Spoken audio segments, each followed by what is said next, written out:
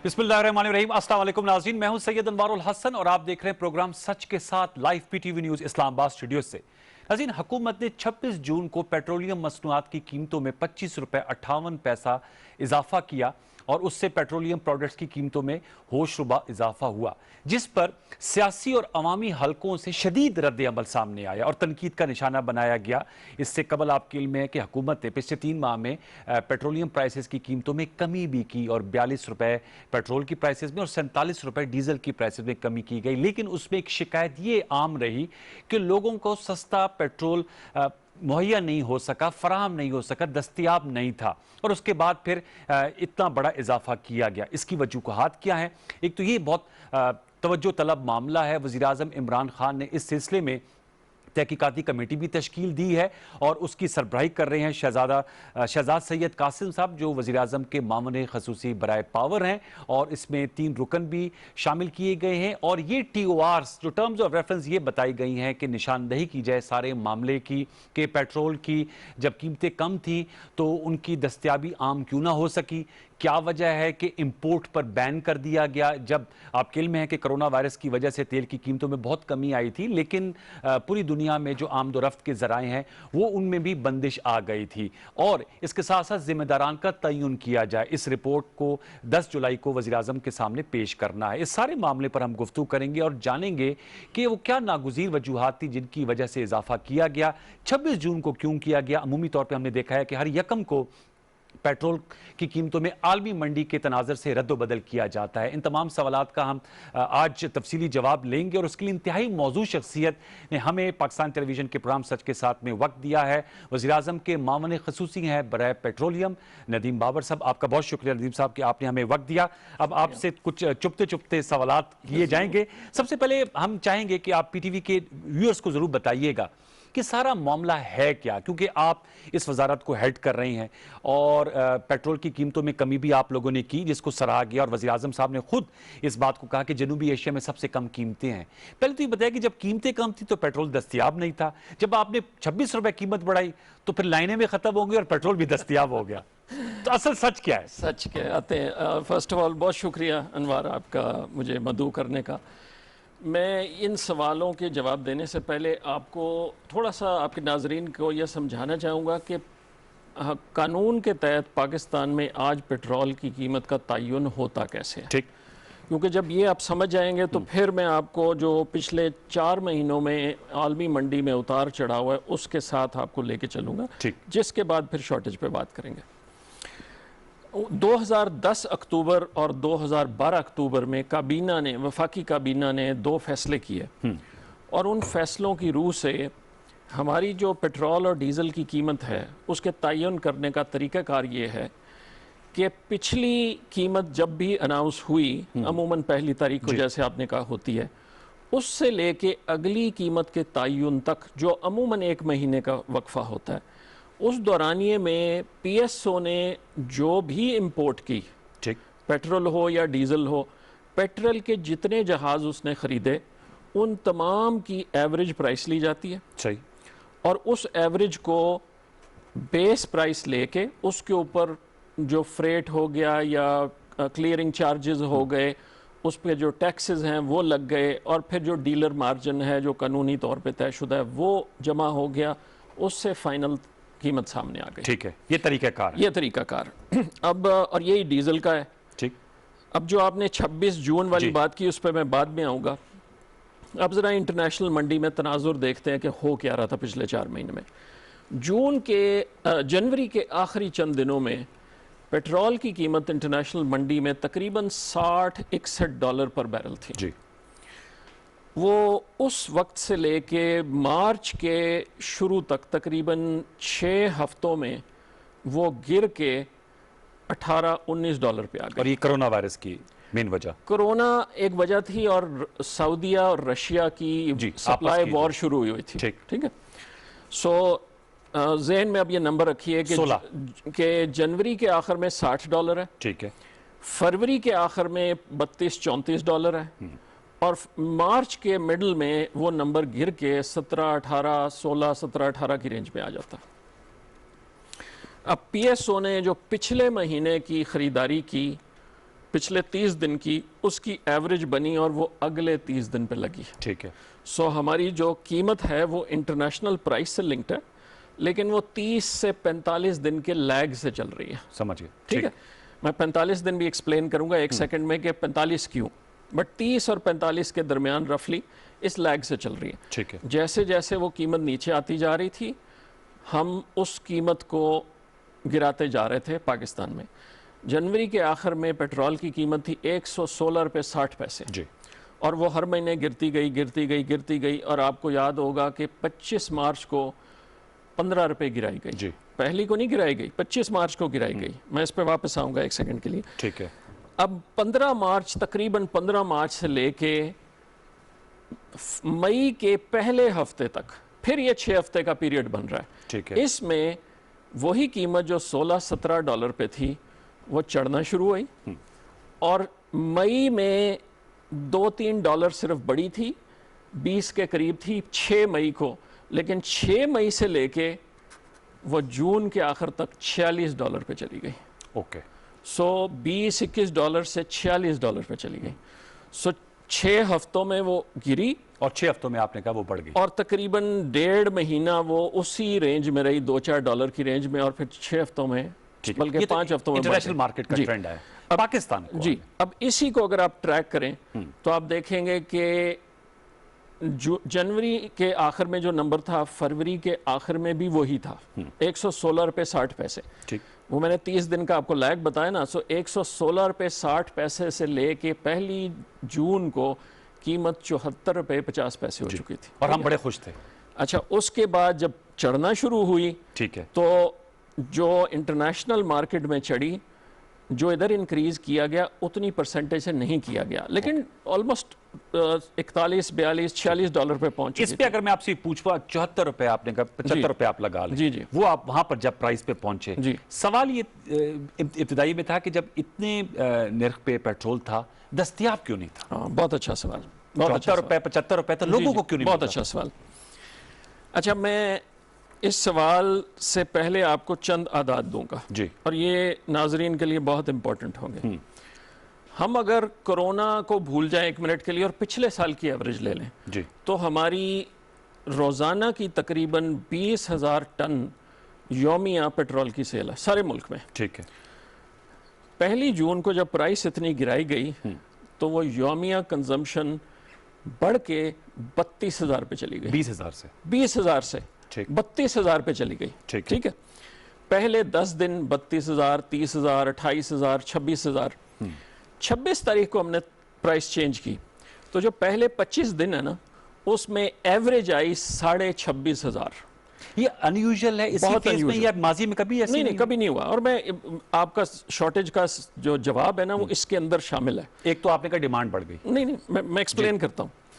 अब आप मुझे बताएं कि 25 दिनों में तकरीबन 28% डिमांड बढ़ जाना, आया ये मुमकिन है? और स्पेशली उसके पहले 10 दिनों में वो 50% से बढ़ी हुई थी। ये मुमकिन नहीं है। इस पीरियड में होर्डिंग हो रही थी, क्योंकि प्राइस बहुत लो थी। ठीक। वो कौन कर रहा था, क्यों कर रहा था, मैं उस पर भी आता हूं, लेकिन मैं आपको 2 आदाद और देना चाहता हूं। जी। जून 2019 में, जून टू जून कंपेयर कर लेते हैं। जून 2019 में सारे मुल्क में पेट्रोल की सेल थी 6,17,000 टन। हमने जून 2020 के लिए 8,47,000 टन पेट्रोल का इंतजाम किया हुआ था। 8,47,000 टन। ओके, ठीक है। सो ये इशू नहीं था कि जी सप्लाई अवेलेबल नहीं थी, ठीक है, लेकिन डिमांड इतनी अनयूजुअली बढ़ी हुई थी, जिसमें हमारा ये क्लियर व्यू था कि यहाँ ये कंज्यूमर डिमांड नहीं है सारी, इसमें होर्डिंग शामिल है। अब उसका हमें 26 तारीख के बाद प्रूफ मिल गया। प्रूफ किस तरह मिला कि 26 तारीख को चेंज हुई, 26 तारीख से कल की तारीख तक हमारी एवरेज ड्रॉप होकर 18,000 पे आ चुकी है। तो फिर नदीम साहब, जिन लोगों ने जखीरा अंदोज़ी मैं उधर आता हूँ और कंज्यूमर्स को लूटा, उनको तो करार वाकई सजा मिले ना। मैं उधर आ रहा हूँ। सो आप ये देखें कि पहले 25 दिन हमारी एवरेज चल रही है 26,500 टन पर डे, और उससे अगले 10 दिन हमारी एवरेज ड्रॉप होके 18,000 पे आ जाती है। सो पिछले 10 दिन से 26 तारीख के बाद से हमारी एवरेज 18,000 चल रही है। ठीक है, तो ये तो इसका तो पूरा मैनिपुलेट कर रहे हैं मार्केट को। मैं आता हूं उधर, लेकिन मैं आपके नाजरीन के लिए पूरी एक और मैं आपको नंबर दे दूं ताकि पिक्चर पूरी हो जाए। हमने 1 जून को हमारे पास इन्वेंट्री, स्टार्टिंग इन्वेंट्री 2,20,000 टन थी। ठीक है, 30 जून जब हमने क्लोज किया, हमारी एंडिंग इन्वेंट्री 2,20,000 टन जमा 1,20,000 टन थी। 3,40,000 टन की हमारी इन्वेंट्री थी जून के आखिर में। सो अब सवाल ये उठता है, एक तरफ हम कह रहे हैं जी शॉर्टेज है, दूसरी तरफ हम कह रहे हैं कि जी 28% ज्यादा सेल हो गई। अगर शॉर्टेज है तो सेल कैसे ज्यादा हो गई? और तीसरी चीज ये कि जिस दिन प्राइस चेंज होती है डिमांड आपकी स्ट्रेट अवे 20% गिर जाती है। नुकता ये कि जो आपकी गुफ्तगू सुन रहे हैं कि ये जो काली भेड़ें हैं जिन्होंने लोगों को लूटा, ग्रेट, इनको करार वाकई सजा दो। अच्छा, अब इधर आ जाते हैं। अब वो कहते हैं पैसे बढ़ा के तो हुकूमत ने घुटने टेक दिए। नहीं, ऐसी बात नहीं है। चले मैं पहले ये 26 तारीख का आपको जवाब दे दूं, बिकॉज ये ज्यादा इंपॉर्टेंट है, क्योंकि इसको पिच इस तरह किया जा रहा है कि जी हुकूमत ने 26 तारीख को प्राइस अनाउंस करके और बजट के पास होने से पहले मिनी बजट दे दिया, घुटने टेक दिए। ऐसे बिल्कुल नहीं। अच्छा, घुटने नहीं टेके? नहीं, ऐसे बिल्कुल इसका ताल्लुक ही कोई नहीं है उससे। ठीक है, आपको याद होगा कि 25 मार्च को प्राइम मिनिस्टर ने प्राइस गिराई। जी, पहली को नहीं गिराई, और ये 35 दिन, ये 36 दिन ये प्राइस रही। 30 दिन नहीं रही, 36 दिन रही। ठीक। इसी तरह अगर आप जून 2018 का डाटा देखेंगे, जो प्राइस अनाउंस की गई जून 12 को, वो 42 दिन वो प्राइस रही। जो हमारी कानून और रूल्स हैं और पुरानी डिसीजंस हैं, उसमें यह भी लिखा हुआ है कि हम 15 दिन बाद प्राइस भी अनाउंस कर सकते हैं। उसमें यह भी लिखा हुआ है महीने बाद भी अनाउंस कर सकते हैं। रूटीन में महीने बाद करते हैं? रूटीन में महीने बाद की जाती है। अब कैबिनेट अप्रूवल इसके लिए लाज़मी है? नहीं, इसके कैबिनेट अप्रूवल की जरूरत नहीं है, कोई जरूरत नहीं है। और ये भी सवाल चलते चलते कि क्या ओगरा के तवस्सुस ही आना चाहिए या वज़ारत खजाना की तरफ से? वो भी नहीं है, वो भी मैं आपको बता देता हूँ। जब ये तय हो गया 2010 और 2012 में कि पीएसओ की एवरेज प्राइस जो है वो अगली प्राइस डिटरमिन करेगी, तो ओगरा का रोल इसमें सिर्फ ये है कि पीएसओ अपनी कैलकुलेशन करके उनको भेजता है, वो कैलकुलेशन को चेक करते हैं, और उसमें एक एलिमेंट होता है जिसको आईएफईएम कहते हैं, ट्रांसपोर्ट का एलिमेंट। ठीक है, जो कैलकुलेट करना पड़ता है, वो करके वो भेजते हैं मिनिस्ट्री को कि जी हमने कैलकुलेशन चेक कर ली। वो प्राइस का तयन नहीं करते, वो सिर्फ कैलकुलेशन चेक करते हैं, क्योंकि कैलकुलेशन हो रही है एक्चुअल परचेजेस ऑफ पीएसओ की। मिनिस्ट्री उसको आगे भेजती है फाइनेंस को, कि अगर मिनिस्ट्री के पास कोई इख्तियार नहीं है कि कीमत को चेंज करे, एक्सेप्ट कि अगर फाइनेंस टैक्सेस चेंज करना चाहता है, जिसपे किए गए, जो पहले होते रहे हैं, लेकिन आप लोगों ने भी किए नहीं। PDL, जी, पेट्रोलियम डेवलपमेंट लेवी में इजाफा किया। बिल्कुल वो हुकूमत का इख्तियार है कि टैक्स ऊपर नीचे करके प्राइस को चेंज करे, लेकिन जो एक्चुअल परचेज कॉस्ट है उसको हुकूमत कुछ नहीं कर सकती। ठीक है, अब सवाल आ गया 26 तारीख जी। उसके बाद मैं काली भेड़ों पे आता हूँ। 26 को क्यों किया गया?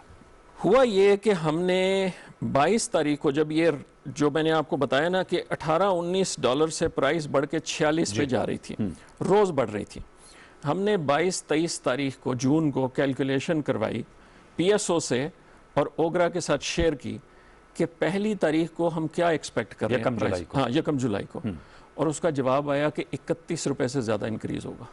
31 रुपए से ज्यादा। सही। उसको हमने फाइनेंस के साथ डिस्कस किया। ठीक है, प्राइम मिनिस्टर के को भी नॉलेज, उनकी भी नॉलेज में लाया गया कि जी ये तकरीबन 31 रुपए का इजाफा आएगा। उस पे फिर इंटरनली डिस्कशन हुई कि इस 31 रुपए के इजाफे को हम कैसे कम कर सकते हैं, इसलिए 26 को किया जी। लेकिन एक दूसरा आर्गुमेंट भी है नदीम साहब, वो ये कहते हैं कि आपने चूंकि अपने बजट डॉक्यूमेंट्स दिखाने थे, 30 June is the last date of financial close, तो वो पीडीएल इजाफा करके उसमें बहुत से पैसे नहीं देखिए, पीडीएल तो बजट अगले साल का बता रहा होता ना, वो इस साल का तो नहीं बता रहा होता। तो वो जो 4 दिन में अगर हमने पीडीएल 30 रुपए जो चल रहा था वही रखा भी, तो उसका अगले साल पे तो कोई फर्क नहीं पड़ेगा, वो तो इस साल के 4 दिन उसी रनिंग ईयर को क्लोज करना था ना। नहीं देखिए, 4 दिन में आप अगर 30 रुपए से कम करके उसको 2-4 रुपए कम भी कर लेते हैं तो 4 दिन का टोटल रनिंग ईयर पे इतना फर्क नहीं पड़ेगा। 361 दिन तो वही चल रहे थे जो हो चुके हुए हैं। ठीक है। सो किया ये गया कि हमने कहा कि इन द पास्ट भी हम कई दफा इंक्रीज को स्प्रेड करते रहे हैं। ठीक है। 30 दिन की बजाय 32 पे कर दिया, 35 पे कर दिया, 42 पे कर दिया, ये पास प्रैक्टिस रही है और रूल्स भी इसको अलाउ करते हैं। सही। तो उस 31 रुपए को करने की बजाय हमने कहा कि अगर हम 25 साढ़े 25 कर दें, 4 दिन पहले कर दें तो वो स्प्रेड हम उसको स्प्रेड कर ये तो देंगे। पॉइंट है। अब मुझे इसका बताइए, तो 26 जून का आपने एक्सप्लेन कर दिया, जो काली भेड़े जिन्होंने इसमें बिल्कुल। पैसा खूब कमाया, वेरी गुड, नोट छापे, वेरी गुड। और जो लोग जो हैं जो 75 रुपए लीटर पेट्रोल से महरूम रहे, उनका क्या किया? बहुत अच्छा सवाल। अब इसमें 3 टुकड़े अब मैं आपको बताऊंगा चेन में। पहला टुकड़ा ये कि एक ओएमसी ने या रिफाइनरी ने तेल या प्रोसेस किया या मंगवाया और वो ला के उसने अपने डिपो में स्टोर कर लिया, और उसको नजर आया कि कीमत चढ़ने वाली है तो मैं ना बेचूं और मैं होल्ड कर लूं। जी, पहला तो ये है। दूसरा ये कि एक पेट्रोल पंप वाले ने ऑर्डर किया, उसको नजर आया कि प्राइस बढ़ने वाली है, उसने आप और मुझ जैसे सारिफ को कहा कि देखो मैं 100 रुपए कट दूंगा, 100 से ज्यादा नहीं दूंगा, और उसने अपना टैंक हमेशा फुल रखा कि जब प्राइस बढ़े तो जितनी मैक्सिमम मेरे पास कैपेसिटी है मुझे उस पर गेन मिल सके। ठीक है। और फिर तीसरा ये भी है कि सारिफ को जब नजर आया कि प्राइस इतनी कम है तो पता नहीं कल क्या प्राइस होनी है, मैं आपको ये शर्तिया बता सकता हूँ। लोगों ने भी होल्ड किया। जी, होल्ड, उसको होल्ड नहीं आप कह सकते, इसलिए कि देखिए एज अ सारिफ ये आपका इख्तियार है कि आप कितना खरीदना चाहते हैं। ठीक है। लेकिन एज अ पंप या एज अ ओएमसी वो ये नहीं कर सकता कि उसके पास तेल मौजूद हो और वो देना। So it's criminal act on their part. जी, इट्स अ वायलेशन। लोगों को बता दें, ऑयल मार्केटिंग कंपनी। जी, ऑयल मार्केटिंग। सो उनके लाइसेंस की वायलेशन है कि उनके पास तेल मौजूद हो और वो ना बेचें। लेकिन एज अ सारिफ मैं सोचता हूं कि भाई 74 रुपए पे है, मैं कुछ फालतू खरीद के ड्रम भर के डीजल के रख लूं अपना ट्रैक्टर चलाने के लिए, और बेशुमार लोगों ने ये किया। ठीक है। इसमें कानूनी कोई प्रॉब्लम नहीं है। ठीक है। अब ये तीनों सेगमेंट्स हैं। जब 1 जून को हमने देखा कि प्राइस इतनी लो है कि एकदम से डिमांड 20,000 की एवरेज से शूट करके 32,000 पे चली गई है, तो और उससे लाइनें भी बनना शुरू हो गई, हमने मिनिस्ट्री लेवल पे फौरन उसको इन्वेस्टिगेट करना शुरू किया। और कैबिनेट के कॉग्निजेंस से पहले, कैबिनेट 9 तारीख को इस पे डिबेट की, कैबिनेट के कॉग्निजेंस से पहले 8 तारीख को हमने फील्ड में टीमें उतार दी, और उनको हमने क्या कहा, हमने कहा कि जो 22 डिपो हैं तेल के मुल्क में, जी, आप इन डेपोज को जाके इंस्पेक्ट करें कि इन ये तो नहीं कि इनमें तेल मौजूद है और आगे तरसील नहीं की जा रही। ठीक है। और हमें इसका एविडेंस मिला। कोई गिरफ्तारियां हुई? जी, गिरफ्तारियां भी हुई, FIRs भी कटी, हमें इसका एविडेंस मिला, और वो प्रोसेस भी अभी भी चल रहा है। जी, उसमें एक चीज समझने की है कि जो लाइसेंस देने वाला इदारा ना, वो है हमारा रेगुलेटर ओगरा। ठीक है। और उस लाइसेंस की वायलेशन पे एक्शन भी ओगरा के इख्तियार में। पेट्रोलियम जो डिवीजन आपके अंडर है नजीम बाबर साहब, उनका इसमें क्या सारा किरदार था? मरकजी किरदार तो आपका होना चाहिए। मैं आता हूं। एक राय ये भी थी कि ये भी सवाल मैं आपके इसको क्लब कर देता हूं कि आपने कोई इंपोर्ट पे बैन लगा दिया था। Very good question. और इंपोर्ट पे बैन लगा, और जिसकी वजह से जो सस्ता पेट्रोल था, हम तो ये तक रहे थे कि लोग शायद पैसे देके कह रहे हैं कि पेट्रोल ले लो। उस वक्त पेट्रोल के सस्ते ऑर्डर नहीं किए, जब वो महंगा हो गया जो अभी आपने बताया तब ऑर्डर किए। नहीं, ये बात भी दुरुस्त नहीं है। मैं इसको भी जरा एक्सप्लेन। लोग कहते हैं लोग तो पेट्रोल पैसे देके बेच रहे हैं, हमारे वाले बनवाया क्यों नहीं? ऐसे नहीं। ये जो सिचुएशन थी कि पैसे देके बेच रहे हैं, वो एक पर्टिकुलर दिन अमेरिका में पिक्यूलियर सिचुएशन आई थी, और उसके भी पीछे वामिल है। आज टाइम नहीं है, वो किसी टाइम आपको वो भी एक्सप्लेन कर दूंगा। सस्ता पेट्रोल दरामद क्यों नहीं हुआ? मैं आपको बताता हूँ। नहीं, हमने किया दरामद, मैं आपको बताता हूँ। जी, 1 जून को जो प्राइस बनी PSO की, वो बनी सारे प्रीवियस महीने की परचेज की, और वो $17.19 की एवरेज थी। $17.19 की average. That was the minimum. जी, दैट वाज द मिनिमम। ये जो कहते हैं $8 और नहीं, ये देखें, ये सही फिगर नहीं है। देखिए, हर वक्त हर मिनट पे प्राइस चेंज हो रही होती है। अब अगर आपने टेंडर करके मंगवाना है, जिस दिन आपका टेंडर क्लोज हुआ उस दिन क्या प्राइस है आपको तो वो मिलनी है ना। आज अगर मैं अभी टीवी पे देखूं कि जी आज $16 है, अब मैं आपको कहूं जी आपने 16 पे मंगवाया क्यों नहीं, it doesn't work that way. मुझे टेंडर करना है, मुझे उसको लॉक करना है। बट जो आपने बेसिक सवाल पूछा जो बैन वाला, वो मैं एक्सप्लेन कर दूं। इस पे मैं कई प्रोग्राम्स पे एक्सप्लेन कर चुका हूं, लेकिन ये इतना सेंट्रल इशू है क्योंकि ये जो ऑयल मार्केटिंग कंपनीज है ना, वो इसको as a main defence use कर रही हैं। So it's important for people to understand. देखिए, हमारा जो कानून है ना, ओगरा के रूल्स 2016 गालिबन सेक्शन 35 का कोई सब सेक्शन है, 35G है मेरा ख्याल है, उसमें ये लिखा हुआ है, ये हमारा कानून है कि उसमें लिखा हुआ है कि ऑयल मार्केटिंग कंपनीज इंपोर्ट करने से पहले सारी लोकल प्रोडक्शन उठाएंगी, लोकल रिफाइनरीज की। ठीक है, ये हमारे कानून में है। ठीक है। तो होता क्या है कि हर महीने ऑयल मार्केटिंग कंपनीज, ओगरा और मिनिस्ट्री आपस में बैठते हैं, ठीक है, और रिफाइनरीज को बुलाया जाता है और उनसे पूछा जाता है आपने अगले महीने कितनी प्रोडक्शन करनी है। वो बताते हैं जी हमने अगले महीने इतनी प्रोडक्शन करनी है या 2 महीने बाद इतनी। उन्हें एक्चुअली 3 महीने आगे का नंबर देना है ओगरा के कानून के तहत। उस नंबर को सामने रख के हर ऑयल मार्केटिंग कंपनी कहती है अच्छा जी मैं इतना इंपोर्ट करना चाहती हूँ, मैं इतना इंपोर्ट करना चाहती हूँ। हर कोई अपने हिसाब से उस डेफिसिट को पूरा करने के लिए इंपोर्ट कर लेता।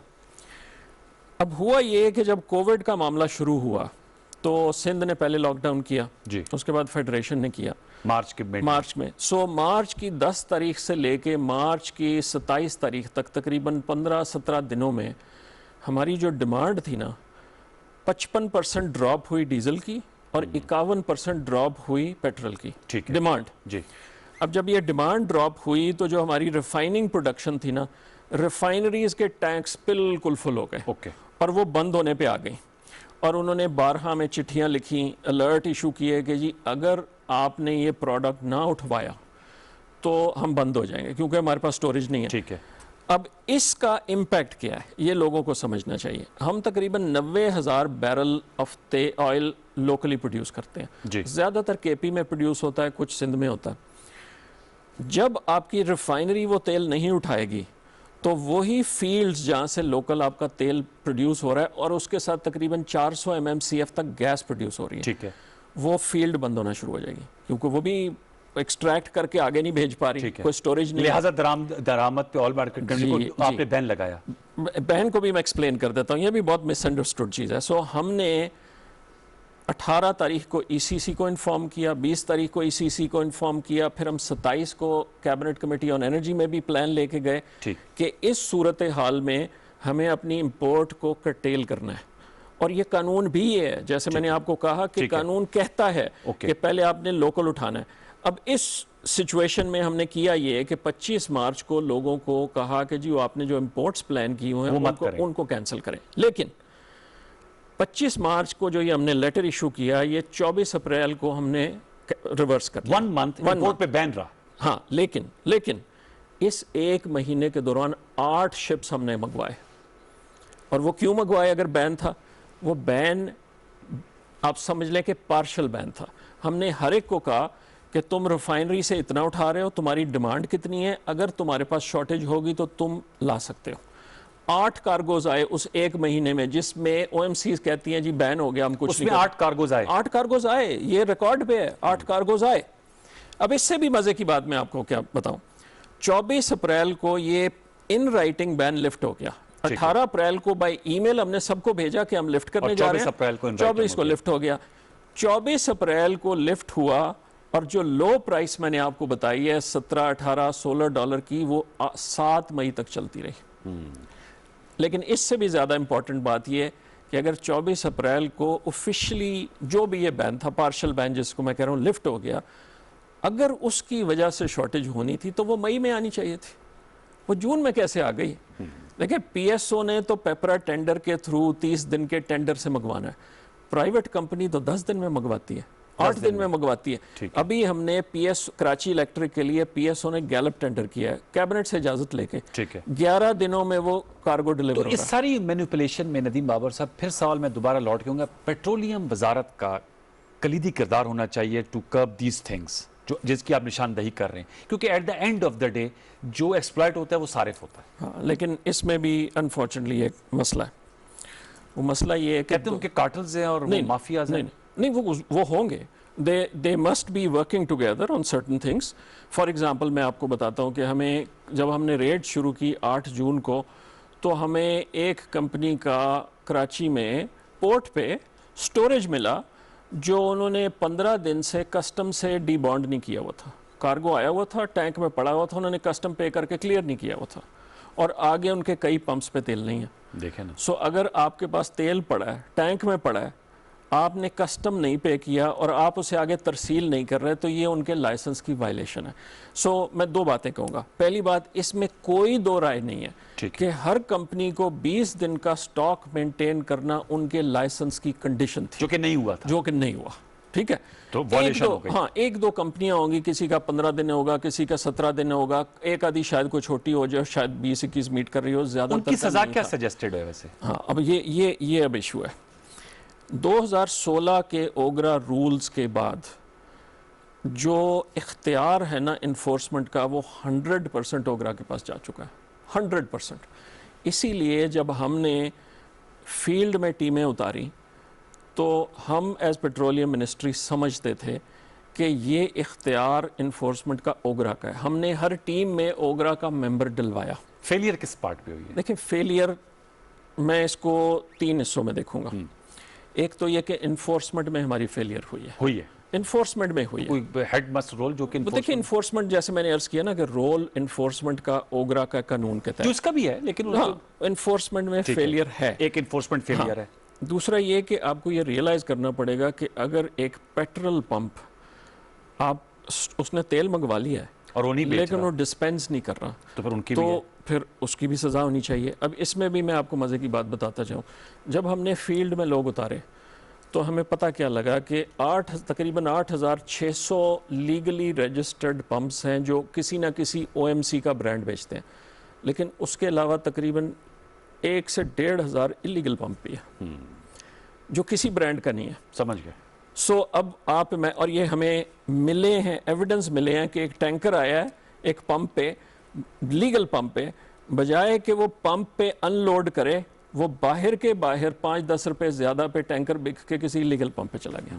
उसने उसको होल्ड कर लिया। नदीम साहब, जो अब इस पे मैं बस आखिरी बात कह दूं, इस चीज को कंट्रोल करने के लिए जो हमारा इन्फोर्समेंट का प्रोसेस है और जो हमारा फील्ड वर्क का प्रोसेस है ना, उसमें हमें अपने कुछ कानून और ज़ाब्ते बदलने पड़ेंगे। क्योंकि at the end of the day, उसमें कोई दो to Rai be very honest with you, हाँ। the buck stops at the ministry. उसमें कोई दो राय लोग तो नहीं आपकी कि- तरफ देखेंगे ना। हाँ। अच्छा, अब इस पे एक और नुक्ते पे आज, अब ये मुझे बताएं ना काइंडली, क्योंकि हमारे शो में मुसद्दिक मलिक साहब आए और आप चूंकि कंसर्न मिनिस्टर हैं, ये आप लोग 1 लीटर पेट्रोल में टैक्स हम लोगों से कितना ले रहे हैं? वो कहते हैं कि जी PDL आप लोगों ने बढ़ा दिया, बहुत अच्छा GST सवाल। बढ़ा दिया।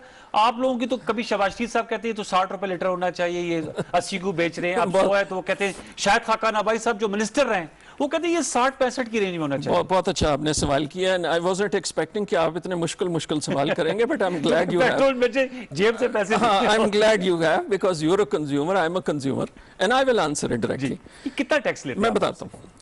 देखिए, पेट्रोल में या डीजल में 2 तरह के टैक्स हैं, एक है GST हाँ, और एक है PDL। ठीक है। GST जनरल सेल्स टैक्स हो गया आपका, PDL is petroleum development levy. ये दोनों टैक्स बहुत अरसे से चले आ रहे हैं, जी। बहुत अरसे से, ठीक है, जिसको आप लोग क्रिटिसाइज करते जी, हैं। नए नहीं है। होता ये है कि इन द पास्ट PDL को 8-10 रुपए की रेंज में रखा गया, ठीक है। 12 पे चला गया, मैक्सिमम कहीं 14 पे गया, लेकिन GST को 71% तक लेके गए, 71%। मैं आपको तारीख बता देता हूँ। 1 मार्च 2016 को डीजल पे GST 71% था, ठीक है। अब हर हुकूमत का अपना व्यू पॉइंट है कि PDL से कितना टैक्स कलेक्ट करना है, GST से कितना, दोनों को मिला के जो टैक्स बनेगा उसको अगर आप रेशो देखें टोटल प्राइस का, तो वो आपको नजर आएगा ये consolidated rate of tax in the price ही है। और 1 लीटर 100 रुपए में कितना है? मैं बताता हूँ। यही तारीख जो मैंने आपको बताई, 1 मार्च 2016 को डीजल पे 56.5% कंसोलिडेटेड टैक्स। सर, ये तो जाने वालों की बता रहे हैं। नहीं, मैं आ रहा हूँ उधर, मैं उधर आ रहा हूँ। चले गए। नहीं, मैं आ रहा हूँ उधर, मैं आ रहा हूँ। मैं कॉन्टेक्स्ट आपको बताना चाह रहा हूँ।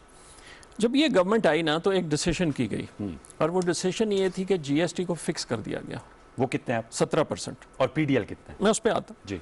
GST को तय किया गया कि GST फिक्स हो गया 17, इसको चेंज नहीं किया जाएगा, ठीक है। PDL की एक पहले से लिमिट चली आ रही थी, इस गवर्नमेंट के आने से पहले से, कि मैक्सिमम वो 30 रुपए हो सकता है, ओके, ठीक है। उसको चेंज नहीं किया गया। अब सवाल ये कि जब आपने GST को फिक्स कर दिया, PDL की एक मैक्सिमम लिमिट है, ठीक है। अब अगर आप देखें कि कीमत नीचे आती है, ठीक है, तो GST आपका कम होना शुरू हो जाएगा, परसेंटेज तो वही है, क्वांटम कम होना शुरू हो जाएगा।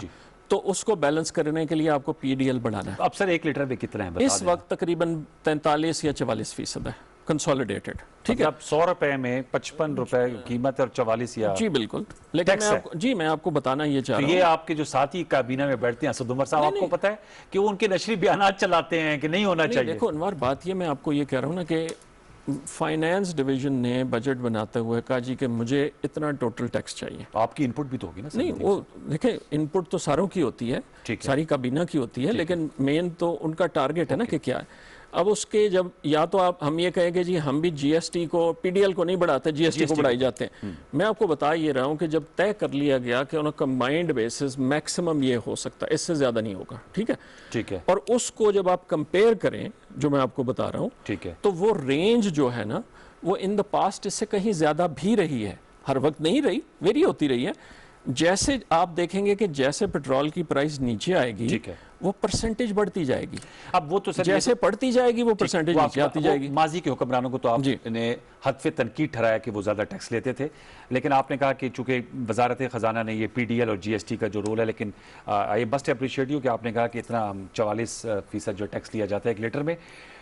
ये जो जितना बहरान आया, वैसे मैं आपको इंटरप्ट कर रहा हूं, मैं आपको ये भी बता दूं, this is one of the lowest percentages of the oil importing countries anywhere in the world. Lowest? जी जी जी।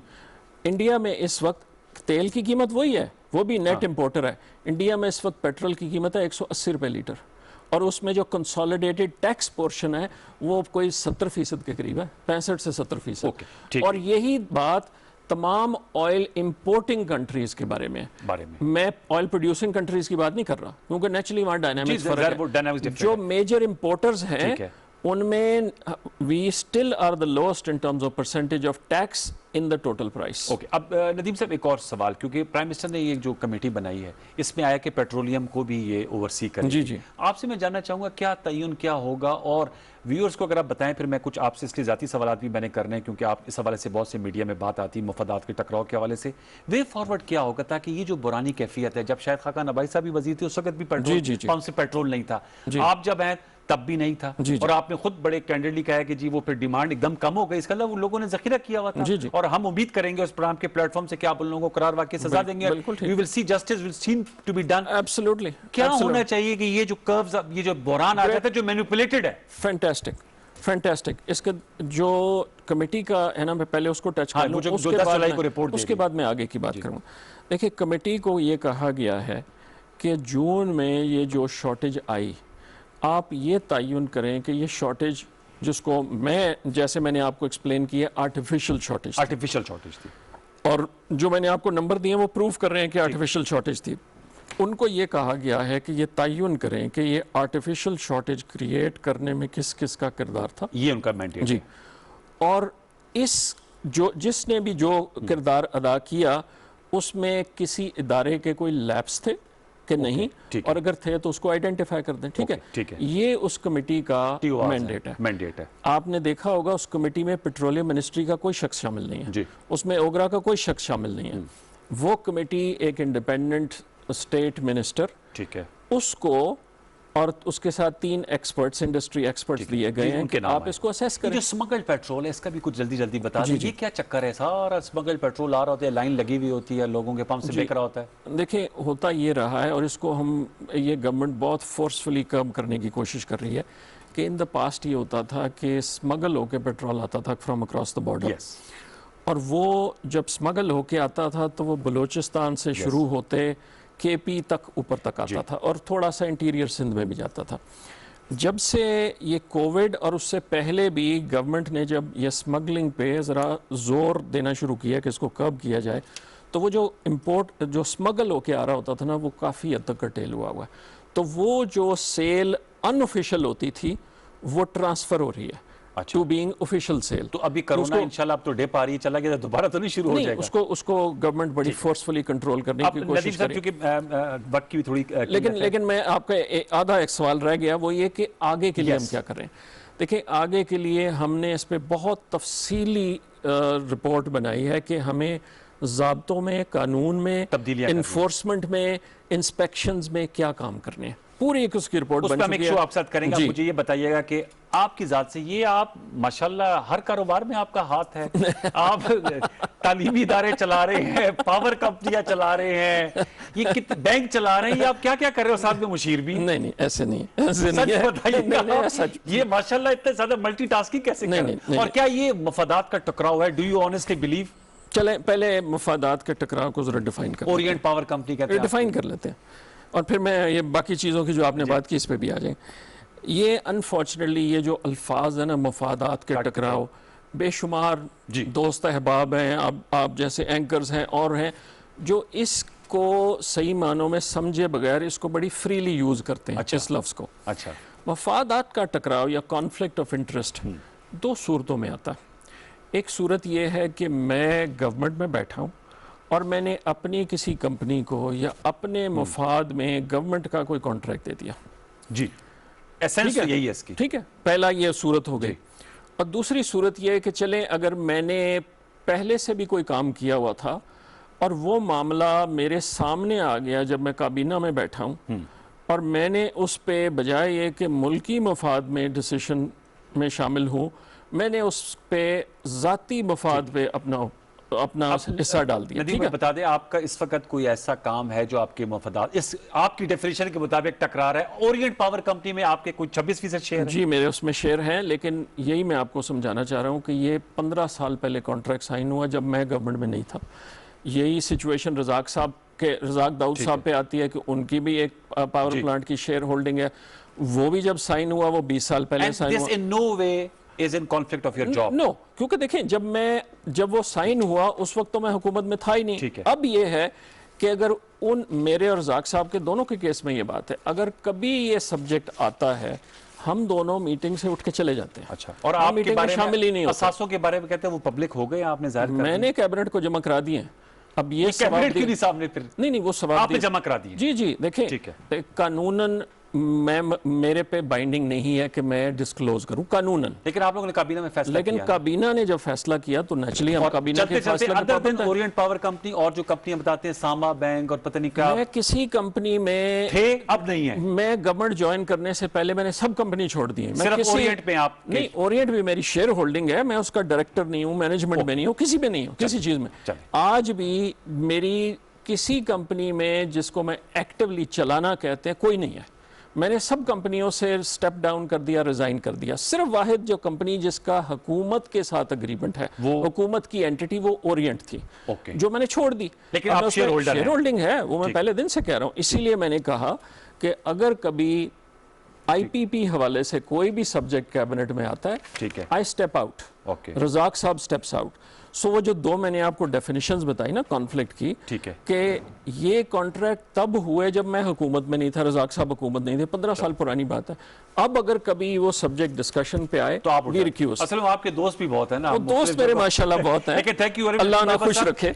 आपने अब हमसे प्रॉमिस करना ऑन एयर कि जब ये आप वे फॉरवर्ड सजेस्ट होगा और जब रिपोर्ट है कि तो आप हमारे साथ जरूर करेंगे और लोगों को बताएंगे कि अगर जो उनके साथ ज्यादती उसके अजाले के लिए आप क्या करें। बहुत शुक्रिया आपका। नदीम बाबर साहब वज़ीर-ए-आज़म के मामले खसूसी बराए पेट्रोलियम हमसे गुफ्तगू कर रहे थे। हमने बहुत से तीखे और मुश्किल सवाल किए और इन्होंने जवाबात दिए। इसका फीडबैक हमें फेसबुक और ट्विटर पर दीजिएगा। आपका बहुत शुक्रिया। एक छोटा सा वक्फा लेंगे, वक्फे के बाद आएंगे तो डॉक्टर फैसल सुल्तान साहब से गुफ्तगू करेंगे। एनसीओसी के 100 दिन मुकम्मल हुए, क्या कामयाबियां मिली हैं, चैलेंजेस क्या हैं और जो ये केसेस में कमी आई है इसके लिए अब हमें जो समाजी फासला है उसको कितना बरकरार रखना है और आगे कैसे चलना होगा, सब कुछ उनसे जानेंगे। एक छोटा सा वक्फा।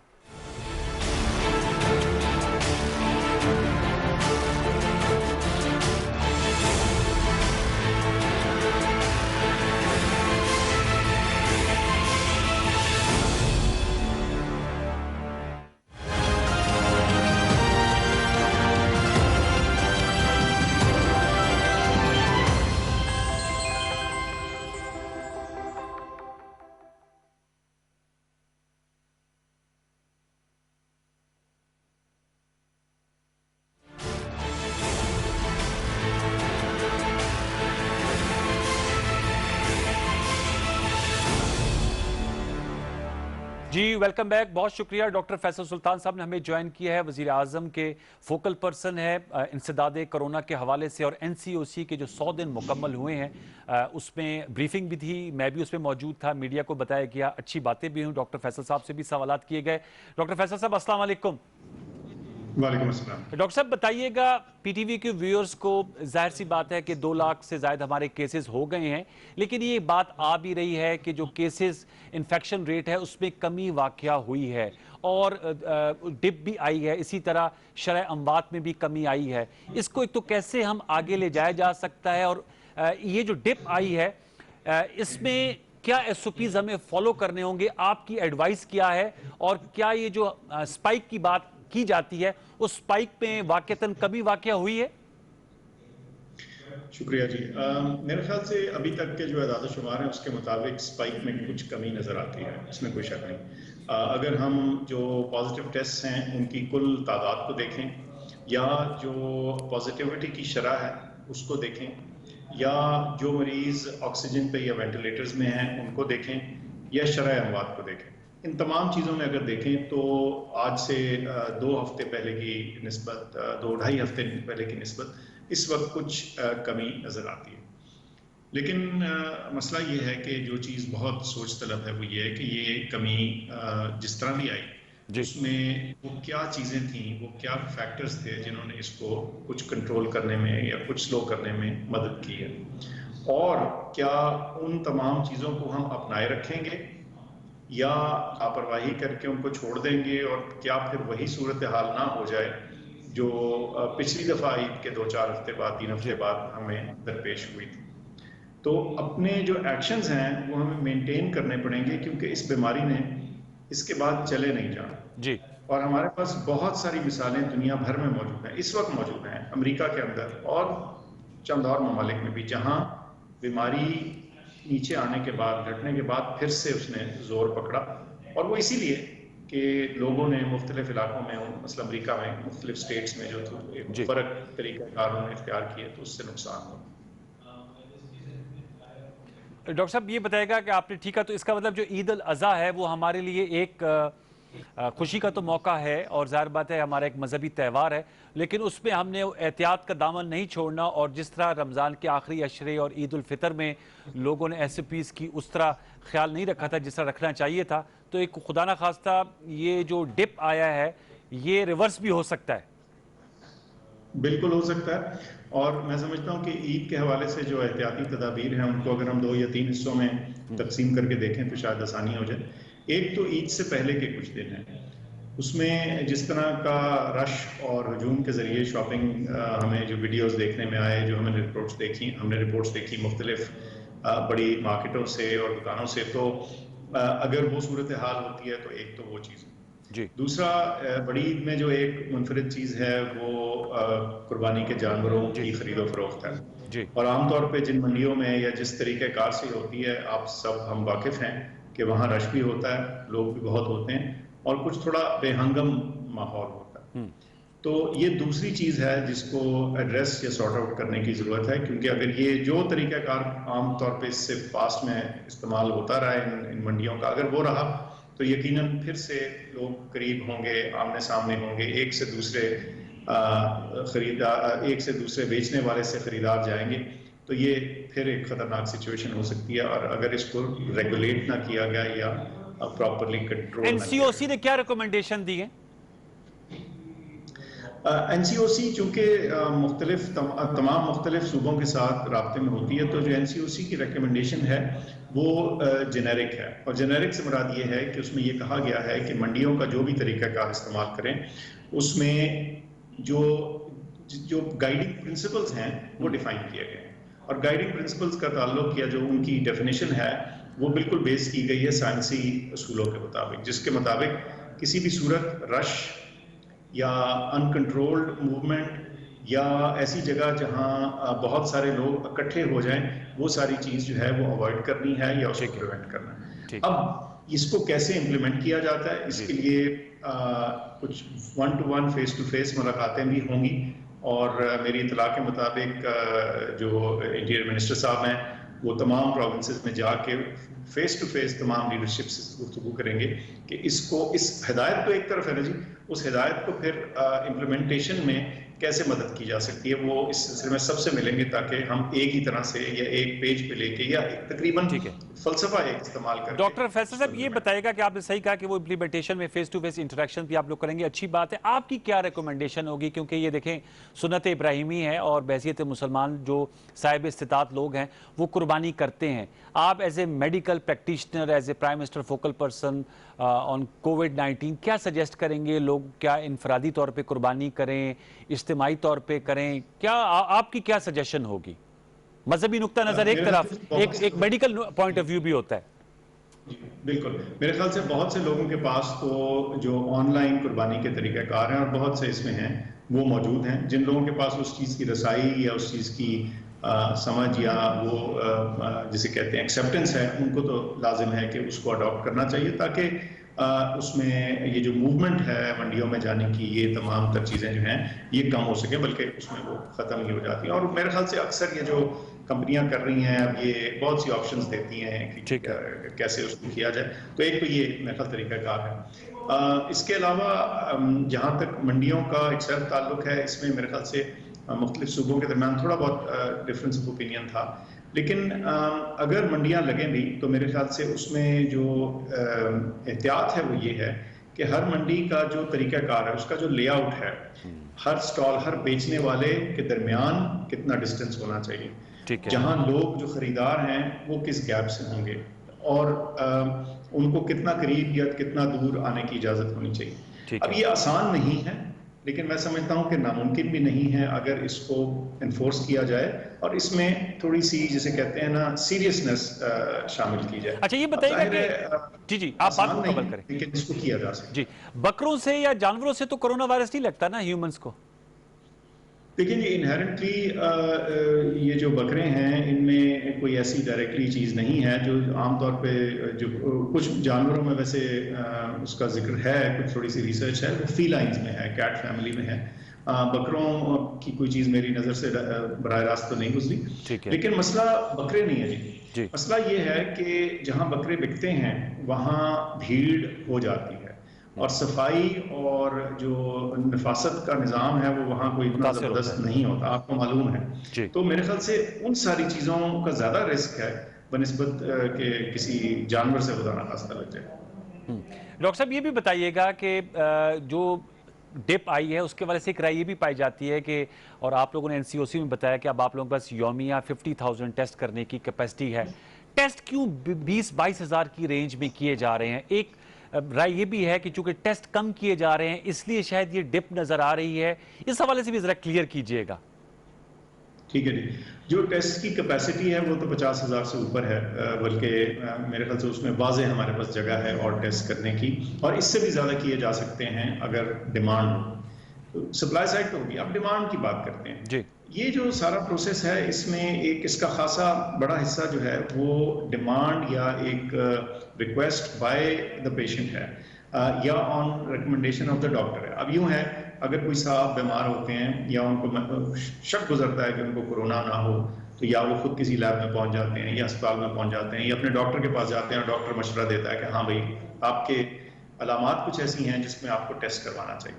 अब इस सूरत में मरीज जाके टेस्ट करवाता है। अब इसको आप ना बढ़ा सकते हैं ना घटा सकते हैं। इसकी जो एक डिमांड, एक नेचुरल डिमांड है बीमारी की मौजूदगी की वजह से या बीमारी की फैलाव की वजह से, वो उतनी होगी, ये टेस्ट उतने ही होंगे जितना के फैलाव होगा। लेकिन कुछ और अवामिल इसमें इंटरैक्ट कर सकते हैं और उनके बारे में गौर भी किया जा रहा है, हम उसको एनालाइज भी कर रहे हैं। वो क्या है? एक तो ये कि मुमकिन है वक्त के साथ जो टेस्ट करवाने में, यानी एक शख्स बीमार भी है लेकिन उसको टेस्ट करवाने में या दिक्कत है या कुछ हचकचाहट है या ये ख्याल है कि अच्छा भाई अब टेस्ट करवा के मैंने घर पे ही बैठना तो चलो मैं बैठ जाता हूँ, बाद में टेस्ट करवा लूंगा। तो एक थोड़ी अगर हेजिटेशन या स्लो डाउन उनकी डिज़ायर में आ जाए तो वो एक फैक्टर हो सकता है। लेकिन ये हम तब सोचते या मानते, इसको एज अ टोटल फैक्टर गिनते अगर बाकी चीज़ें जो हैं वो उनमें भी कमी ना आई होगी। ठीक है, बात यह है कि टेस्टों की पॉजिटिव होने की जो तादाद है उसमें कमी के साथ साथ कुछ दीगर चीज़ों में भी कमी आई। वो क्या है? जो पॉजिटिविटी रेट है उसमें लगातार पिछले 2-3 हफ्तों से कमी है। आहिस्ता आहिस्ता एक आधे % का ड्रॉप आता चला जा रहा है। इसकी पीक 23-24% के करीब थी और अब आहिस्ता आहिस्ता टीन्स में आ गई, 15% के या 16% के लगभग एवरेज में आ चुकी है। ठीक है। तो इसमें कमी है। ये दूसरी चीज, आपको याद होगा कि आज से तकरीबन 2-3 हफ्ते पहले ऐसी सिचुएशन थी कि जिस बड़े शहर में भी हम सुनते थे, हमें लगातार एक परेशानी का समा नजर आता था कि लोग जो थे वो कह रहे थे कि बेड्स में कमी है, मुश्किल में हो रहे हैं बेड्स ढूंढने, या जो फैसिलिटीज हैं उन तक पहुंचने में कुछ लोगों को दिक्कत थी भी, क्योंकि अवेलेबिलिटी का इशू था। अवेलेबिलिटी कभी भी जीरो नहीं हुई थी, लेकिन उन जगहों को ढूंढने में बाहर के लोगों को खासी दुश्वारी हो रही थी। ठीक है। वो अब सिचुएशन पहले की निस्बत बेहतर है, ये एक और चीज बेहतर होगी। और इसी तरह जो हमारे पास अदाद शुमार हर रोज आते हैं तमाम मुल्क के अस्पतालों से जहाँ कोरोना का इलाज हो रहा है, जिसमें वो तमाम लोग जो ऑक्सीजन पे हैं, वो तमाम लोग जो वेंटिलेटर पे हैं, उनकी डेली काउंट जो है, डेली नंबर जो है वो भी हम तक आता है, तो उसमें भी कुछ कमी वाकई। डॉक्टर फैसल साहब, ये जो आपने सही कहा कि नंबर में कमी, कुछ अनयूजुअल डेथ्स हैं जो घरों में हो रही हैं, उसकी भी कोई रिपोर्टिंग या आप लोग एनसीओसी उसकी भी कोई कॉग्निजेंस ले रहे हैं? बहुत से ऐसे लोग हैं जो कि जिनके लोग सिलेंडर्स ले जा रहे हैं अपने घरों में ऑक्सीजन के, और वहाँ कुछ डेथ्स हो रही हैं, अनयूजुअल डेथ्स हैं, वो शायद रिपोर्ट नहीं होती और हॉस्पिटल्स लोग नहीं जाते। जी बिल्कुल नहीं, उस पर भी हम कोशिश करते हैं कि मैक्सिमम नजर रखी जाए। मसलन जो गुज़िश्ता 24 घंटे जो पिछली रात 12 बजे तक थे, उसमें टोटल 50 डेथ्स हुई, 50, जिसमें जो 13 डेथ्स थी वो वेंटिलेटर से ऑफ थी, यानी वो वेंटिलेटर पे नहीं थे, और 6 डेथ्स घर में हुई, और 4 जो थे मरीज वो सडनली कोलैप्स किए, और 3 में वेंटिलेशन जो थी वो क्लिनिकली मेडिकली इंडिकेटेड नहीं थी। तो यानी ये जो 50 का सबसेट है कि कौन किसकी वफात घर पे हुई, किसकी वेंटिलेटर पे हुई, किसको वेंटिलेटर इसलिए नहीं डाला गया कि उनकी कंडीशन ऐसी तस्वर की गई दीगर बीमारियों की वजह से कि वो उससे नहीं सर्वाइव करेंगे, तो ये सारी विजिबिलिटी भी हमारे तक आ रही है। अब्दुल वसा इसमें कुछ ऊंच नीच जरूर हो सकती है, लेकिन मैं समझता हूँ कि ये अंदाजा भी हमें हो रहा है। और ये जो सडन डेथ वाला मामला है, जब आप बैरून मुल्क भी उनके अदाद शुमार पर भी गौर करें, हर जगह से ये हुआ है, तो कुछ डेथ्स यकीनन से अचानक से होती हैं जो अस्पताल नहीं पहुंच पाते। ठीक है। Towards the end doctor Faisal साहब, अब ये लाइफस्टाइल हमें अडॉप्ट करना होगा, और कब तक करना होगा? मास्क पहनना है, समाजी फासला रखना है, 20 सेकंड तक हाथ धोने हैं, किसी से हाथ नहीं मिलाना, ये अब हमें अपने जिंदगी का हिस्सा, इसको तर्ज जिंदगी का हिस्सा बना लेना होगा, और कब तक? यकीनन मैं समझता हूँ जी, ये अगले कई महीने, बल्कि हो सकता है साल, 1.5-2 तक ये मामला हमें इसी तरह अडॉप्ट करना पड़े, ताकि इस बीमारी का जब तक मुकम्मल इख्तिताम नहीं होता, हम अपनी जो एहतियात है उसको मत छोड़ें। हम क्लिनिकल ट्रायल्स कब से कर रहे हैं? कुछ चाइना के साथ भी बात आई थी कि चाइना की कंपनी के साथ मिलकर के क्लिनिकल ट्रायल्स भी पाकिस्तान में शुरू होने जा रहे हैं, कुछ बता सकेंगे कब तक होंगे? जी, क्लिनिकल ट्रायल्स बहुत सारे चल रहे हैं, कुछ प्लाज्मा पे थे, कुछ जो दीगर मेडिसिन हैं जो इसके वायरस के एक्शन के खिलाफ हैं, कुछ एंटी इंफ्लेमेटरी दवाइयाँ हैं। मैं वैक्सीन की बात कर रहा था डॉक्टर साहब। एक WHO का ट्रायल है वैक्सीन। अच्छा, वैक्सीन में जी मेरे इल्म के मुताबिक कम से कम एक चाइनीज कंपनी है जो हमारे NIH के साथ राब्ते में है ट्रायल्स के लिए, ताकि अगर उसमें हमें पेशेंट्स को एनरोल करना हो तो वो किया जा सके। चलें, बहुत शुक्रिया डॉक्टर फैसल सुल्तान साहब, आपका बहुत शुक्रिया। प्राइम मिनिस्टर के फोकल पर्सन ऑन कोविड-19 आपसे गुफ्तगू करते हुए चलते चलते एक इंतहाई अफसोसनाक खबर सुनने को मिली। डॉक्टर आयतुल्लाह दुरानी साहब पाकिस्तान पीपल्स पार्टी के मरकजी रहनुमा, साबिक वजीर मुमलिकत थे, जो अनफॉर्चुनेटली फौत हो गए और कोरोना वायरस में मुब्तला थे। अल्लाह उन्हें गरीक रहमत करे, हमारे प्रोग्राम्स का वो हिस्सा भी बनते रहे। सच तो ये है कि जब हम शो किया करते थे, आयतुल्लाह दुरानी साहब उसका हिस्सा बने, बड़ी अच्छी गुफ्तगू करते थे, बड़े ज़बरदस्त सियासी वर्कर थे, और तवाज़न के साथ उनका अपना नुक्ता नज़र पेश करते थे। अल्लाह ताला उनकी मग़फ़िरत करे, उनके दर्जात बुलंद करे। जो उनके फैमिली है उनके साथ हमारी जानिब से इज़हार ताज़ियत, इज़हार यकजहती, अल्लाह ताला ने सब्र जमील अता फ़रमाए। यकीनन कोरोना वायरस बड़ी कीमती ज़िंदगियाँ जो है वो निकल गई है, और डॉक्टर आयतुल्लाह दुरानी उनमें से एक हैं। एक दफ़ा फिर नहायत सदमा हुआ जब ये खबर मिली। एक अच्छे दोस्त और एक अच्छे सियासी वर्कर थे। अल्लाह ताला उनकी मग़फ़िरत करे। आज के लिए यही कुछ, इंशाअल्लाह आपसे कल रात 10:05 मुलाकात होगी। तब तक लिए सैयद अनवारुल हसन और सच के साथ की पूरी पश्चिमी को इजाजत दीजिए। अपना बहुत ख्याल रखिए। अल्लाह ने के बाद।